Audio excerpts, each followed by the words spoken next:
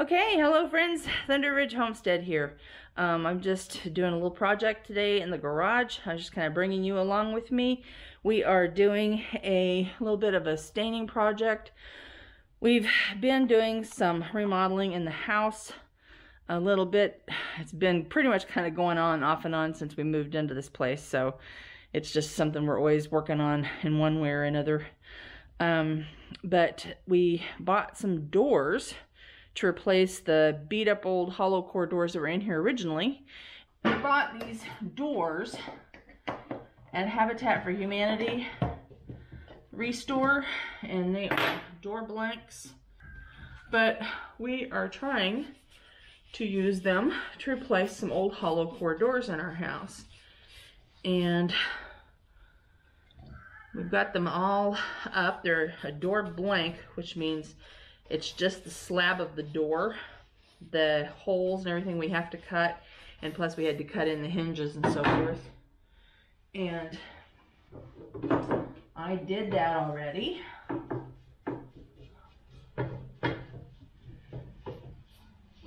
To properly stain the door, you go on the panels first, and you want to go around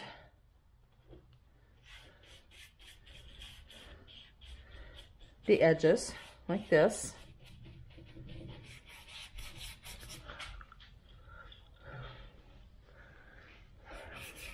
Now I'm putting on a pretty liberal coat of stain.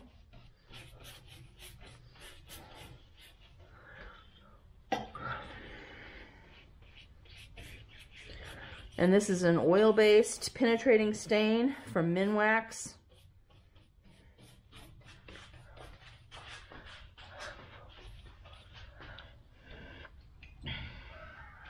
We're going to go around and do all the panels first and let that soak.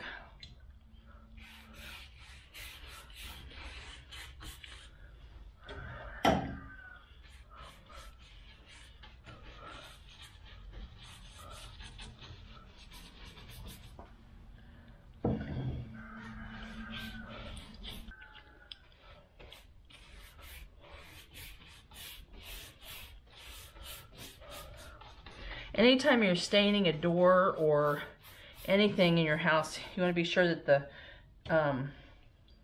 material is prepped, it's clean, it's been sanded, any dust particles and stuff are off, because you don't want to stain the dust particles. You want to stain the wood.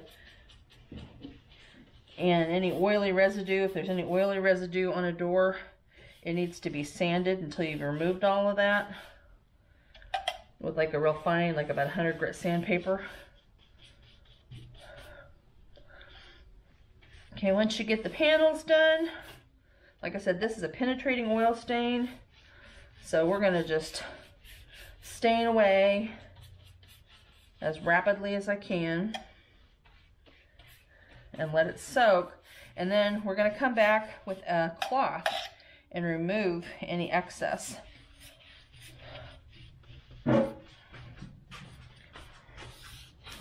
And that's so you get a nice even stain on something. And you always brush stroke in the same way as the wood grain. So like if you notice across the top here and across this board, we're horizontal, but like these are vertical. So you want to be sure that you're stroking the same way that the wood grain goes. Just comes out with a better stain in the end.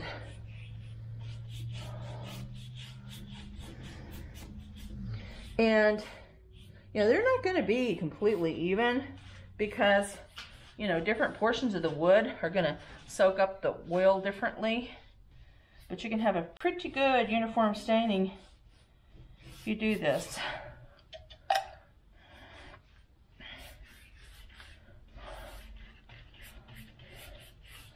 It's been really nice here on the homestead the last few days.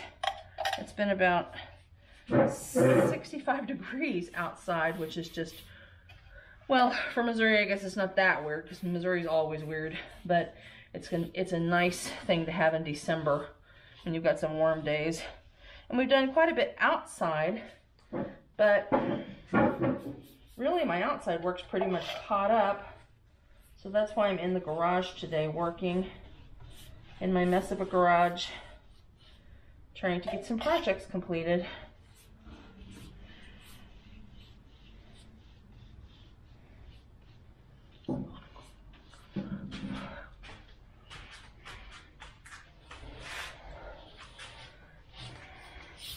And whenever you're staining something like a door, you always want to be sure and do all of the edges, like the bottoms and the tops, because that's where you get moisture into the wood, and that causes issues later with warping and things if you don't get everything sealed up good.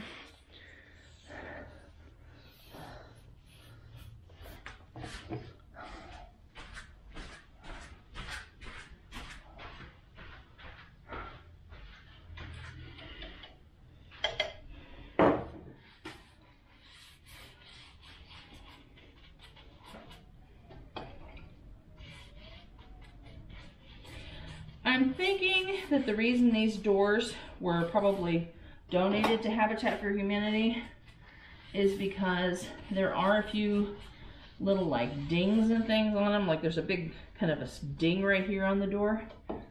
But, you know, on a homestead, you know, a little, I would call a ding rustic.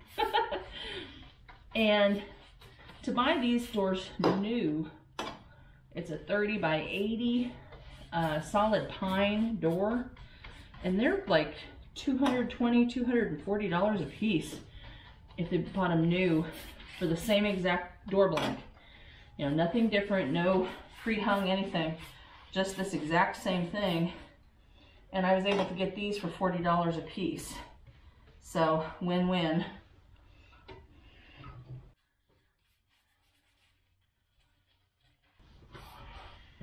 But buying things for your house at like Habitat is a good thing to do if you can, because not only does the money you spend go towards helping someone to have a home that maybe could not afford to buy a home,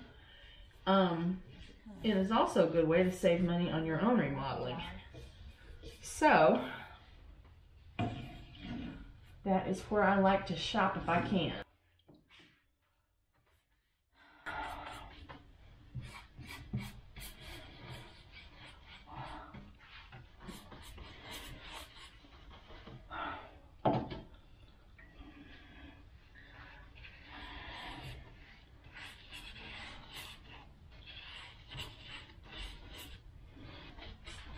The main thing you want to do is you don't want to get so far ahead of yourself that the stain starts drying. Today we're kind of cool.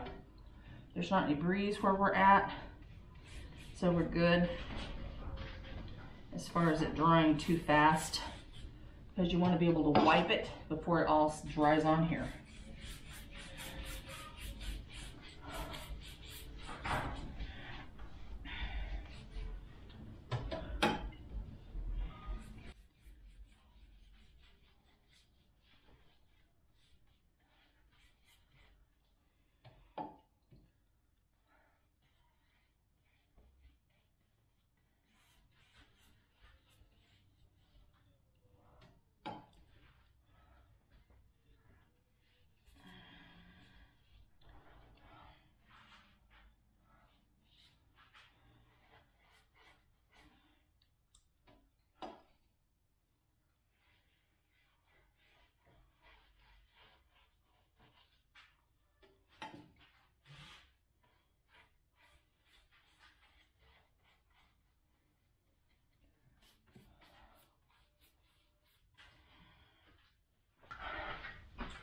I've been putting off staining this door because I needed to be able to get it out here in the garage to do that. And it has either been a million other things on my list of things to do, priorities, or it's been cold and it needs to be at least 60 when the stain is going on. So going back a little bit now, just kind of brush and smooth any place that looks a little lumpy while I'm still brushing. And then we are ready to wipe.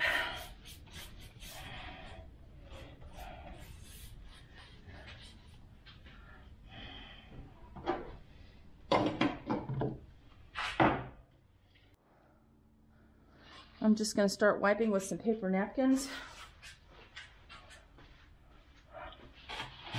And we're just trying to get off any of the extras.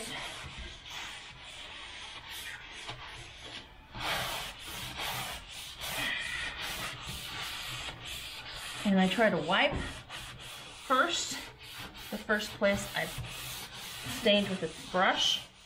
That way we won't get things drying. If I waited too long to get back to it.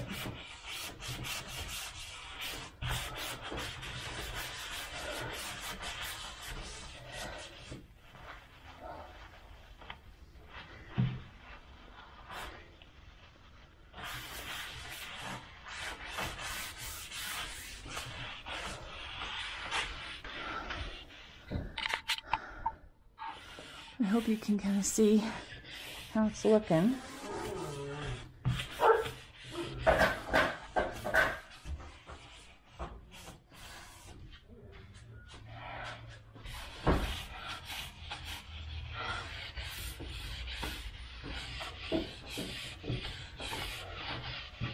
Like I said, we're just taking off the extra right now. And then, when we're done,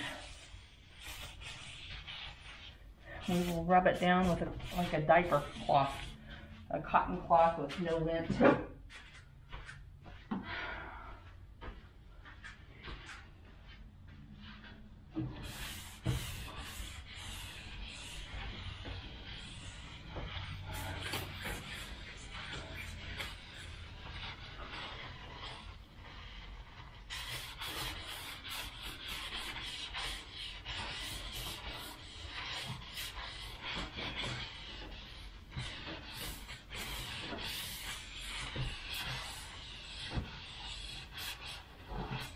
And I'm leaving a piece of my paper behind. Bad news.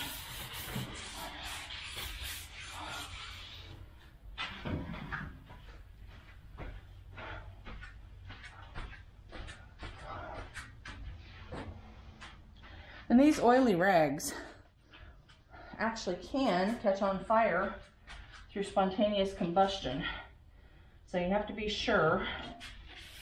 This is another little piece I need. Have to be sure to lay them, spread them out so they can dry before you put them in a bag or anything. And if you're going to put them in a bag, you need to put them basically in a metal can full of water to throw them away, to make sure that they're not going to catch on fire later.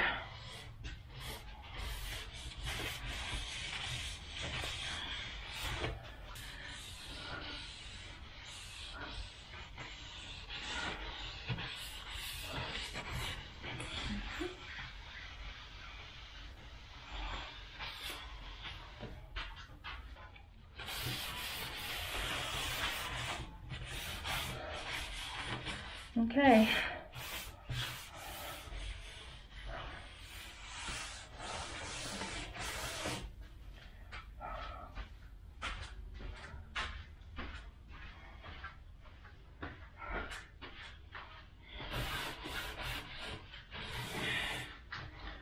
Basically just keep wiping until it looks good. And then the next step is to let this dry very thoroughly. Make sure that there's nothing stuck to it. And then once it's dried according to the label directions, we will go back and put a top coat of clear poly on it to protect it. So that's my little project for the day. All right, here's what the door looks like now that we're done with it. If you can get a good look in my messy garage. But that's what we look like after we've got it all stained. And so the next step will be to seal it with the poly. All right, it's time to put some sealer on this door. So I'm gonna let you watch that also. One thing to note is that when you have a polyurethane, you do not want to shake it. You just want to gently stir it because you don't want it to have any bubbles in it. And I like to do a poly brush when I'm using it. Do this edge first. And then we're basically going to do the same thing I did with the stain. We're going to go around the edges of these panels first, and then we're going to fill the panel in. And this is called a polyurethane acrylic. It's water-based, dries in about an hour, and as you notice, it comes on a white color, but it will dry perfectly crystal clear.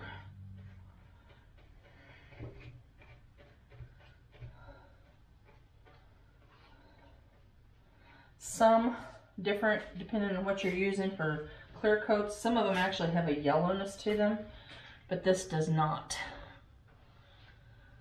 It's absolutely clear when it dries. So, same deal, we're going to go around the edges.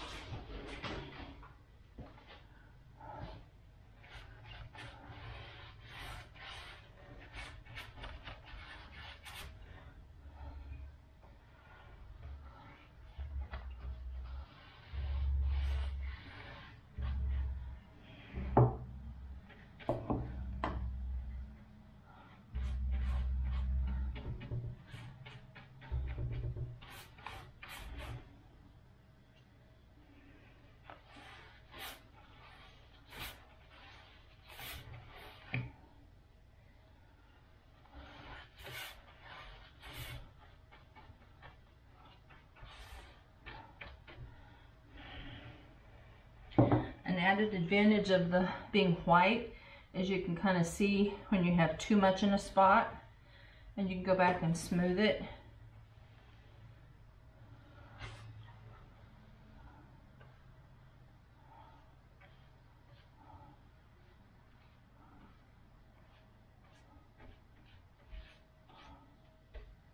So you don't have any drips when you get done. You just want a nice smooth, even coat.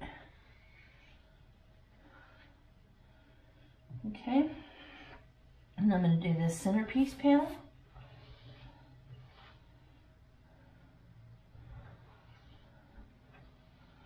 The part of the door I'm working on right now is the bottom of the door.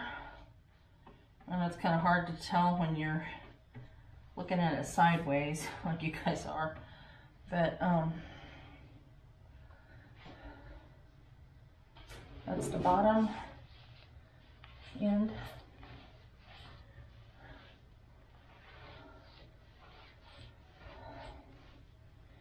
And once this dries, it says it takes about an hour to 2 hours dry time on this particular brand of stuff.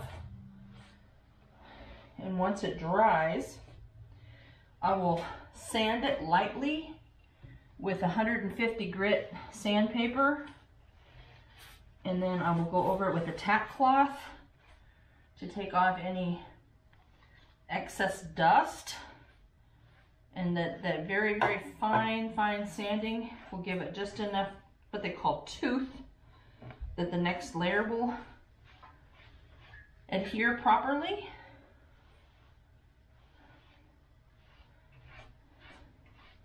Basically, that's how you just keep layering it up.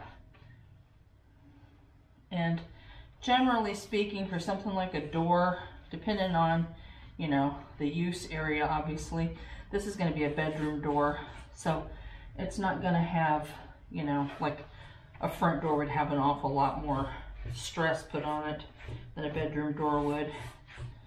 So I'll probably put 2 coats of the polycrete on it, the polyurethane. I'll probably put 2 coats on this and call it good. If it was a front door or a real high traffic door, like a bathroom door, something like that, you may even want 3 coats of the acrylic, just to protect it.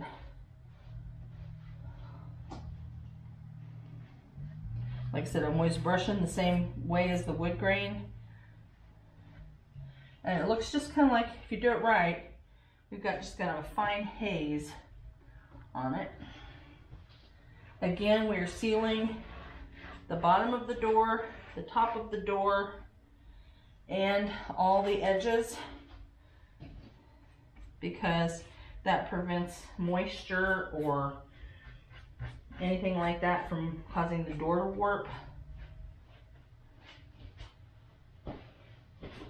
Especially if you're doing like a front door, you want to be sure and have the bottom and the top of the door real well sealed, because that's the end grain and that's what will soak up moisture, like on a threshold of a door. So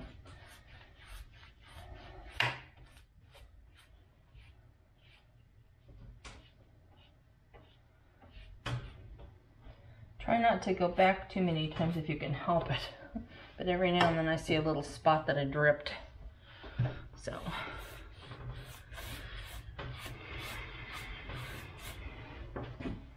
I'm doing the farthest away from my body first.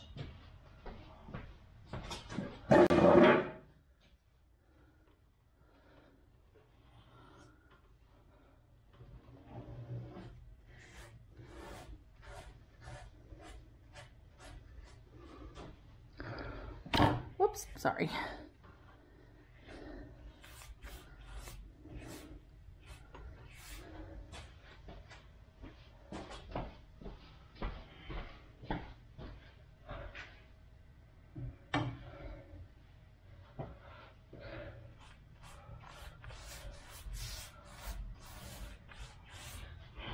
Okay, and back to the things around the edges.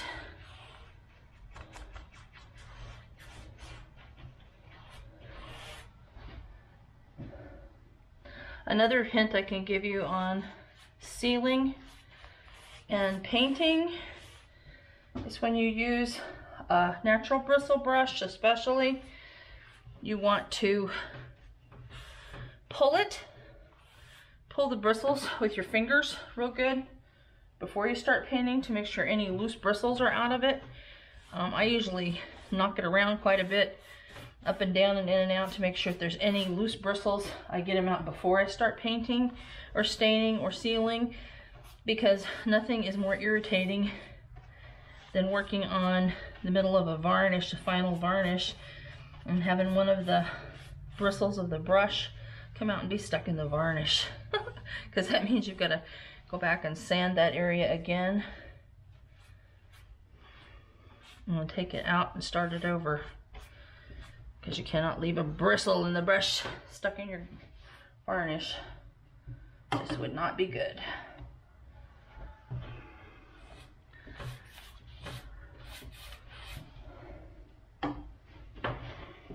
See one little place down here, it looks like it's too dry already, and I'm just going to go back and hit that.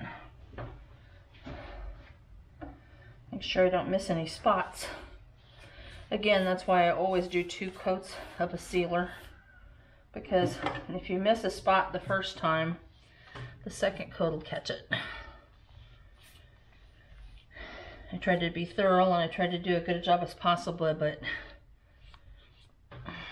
it's always easy to have something you miss. And again, we're going to go around this edge in the detail of the panel first.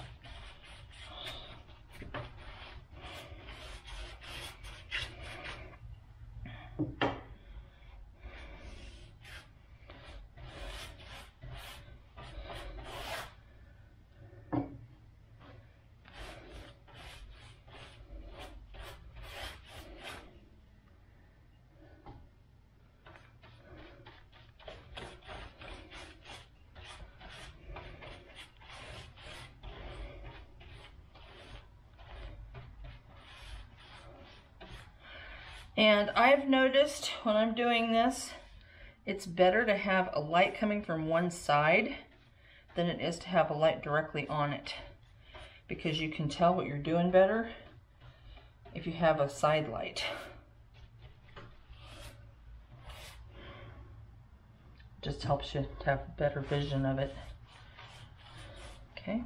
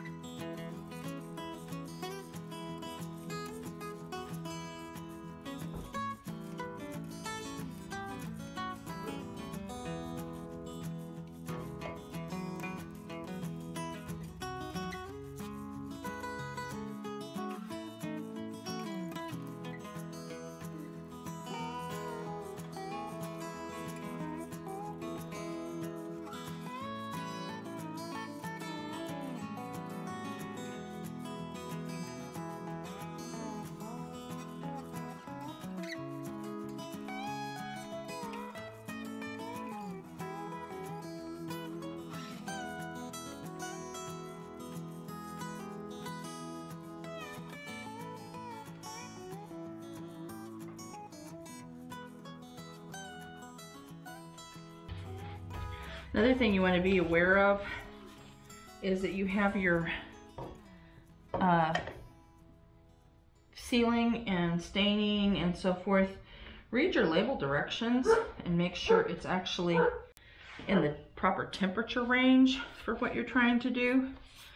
If you try to stain or seal when it's too hot or too cold, you don't want to do it in direct sunlight. You don't want to do it in windy areas, because you don't want any dust and dirt to blow onto your damp door. Nothing like having a bunch of leaves blow onto wet varnish or dirt. You want to make sure that you have it well taken care of. And then your product will perform properly for you.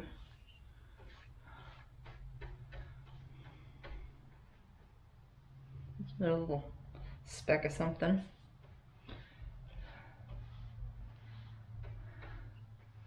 Like I said, where I can see that it's real white, I've got too much varnish. So I'm actually lifting a little way because I want it to dry smoothly. Like in that corner, there's a puddle.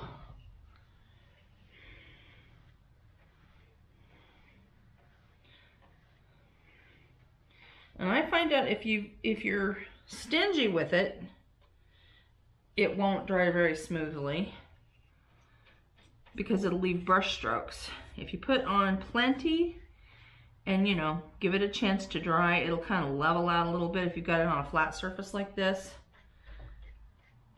You don't want enough that it's going to have drips, but you want enough that the product itself will kind of level a little bit, and it just makes a smoother job just in general. And like I said, I tried it right here in the edges where we got the two, like this goes this way. See? And then you're going to have to go back through and just carefully clean that up where your grain changes, so it looks right. And once again, I'm gonna seal the very end of the door.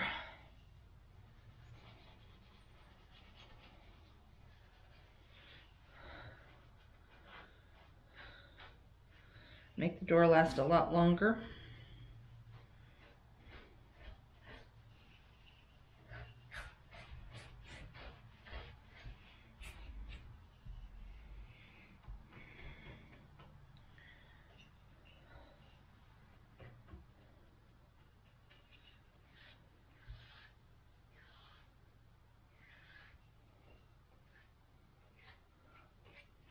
Now,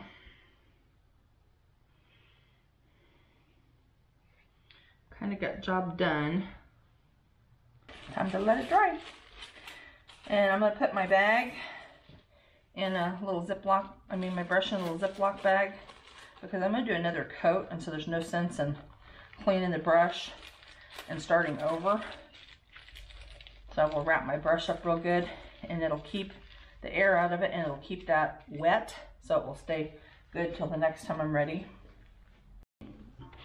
Okay, give it an hour to dry, and then we can do a second coat. And I've already got it hung and swung, so that was another project. I probably should have videotaped that too, but basically I just used the old door as a model and put this together.